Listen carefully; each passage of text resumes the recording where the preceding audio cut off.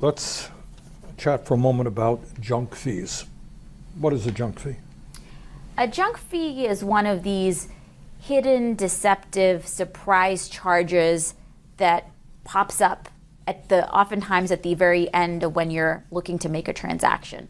So say you're looking to buy an online ticket, you see the price is $40, you go try to buy that ticket, and when you're looking to check out, you suddenly see that there's a $20 service fee, a $15 facility fee, a $7 service fee, all these fees that you don't really understand what you're really paying for, but there's no real choice, and so you're stuck paying a way more inflated price.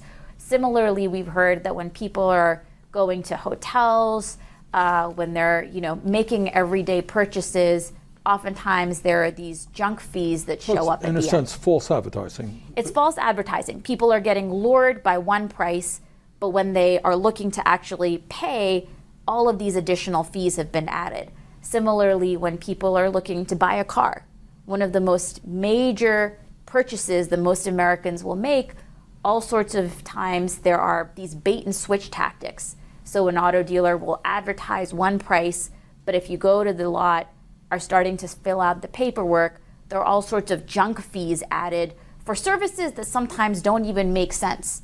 So sometimes there will be a fee for nitrogen air in your tires, when really it's no different than regular air.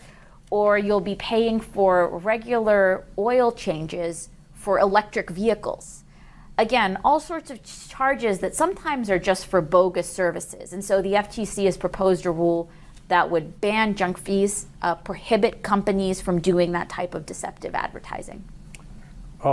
There's another issue out there. I bumped into it a few years ago when I was dealing with farmers. This is right to repair. Everybody listen up to this one. I don't know how many people, I think it's impacted farmers a whole lot, others as well, but why don't you talk about what right to repair is about?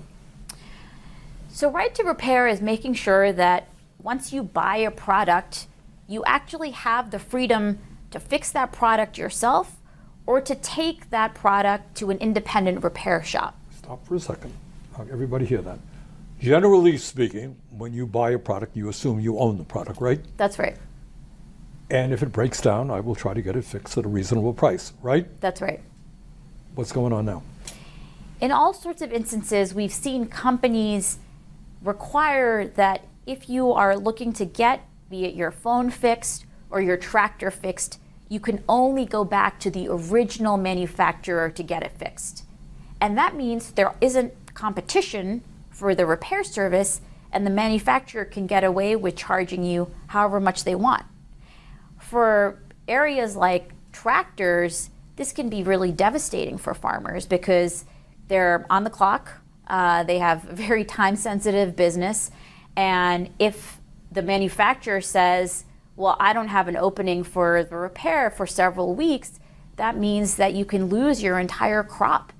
I hear from farmers quite regularly about how devastating this has been. But it's not only that, it's monopolistic pricing, isn't it? If I can only go to one guy who's going to charge me That's right. any price that they can get away with. That's right. And so the FTC's been fighting back. We've brought a whole set of lawsuits when we believe these repair restrictions are illegal. We've also seen action from states. And so we've gone to testify before state legislatures. We've written letters to provide expertise to states that are making sure Americans can repair their own products. You talked about agricultural equipment. You mentioned phones. What's going on with cell phones? So phones is another area where we've seen manufacturers claim that only they or their authorized dealers can fix your phone. And again, that means consumers end up paying more because there isn't enough options for where they can go to get their phone fixed. And sometimes you hear companies say that if they allow more competition in who can fix your phone, that'll lead to all sorts of security vulnerabilities, or your phone can be more easily hacked. And the FTC staff took a look at some of these explanations and justifications and determined that in the vast majority of time, they're just not backed up by evidence. And so we worry that companies use some of these arguments as scare tactics to try to dissuade Americans from using independent repair shops, shops that may offer you a cheaper price, and instead keep you locked into the more expensive option.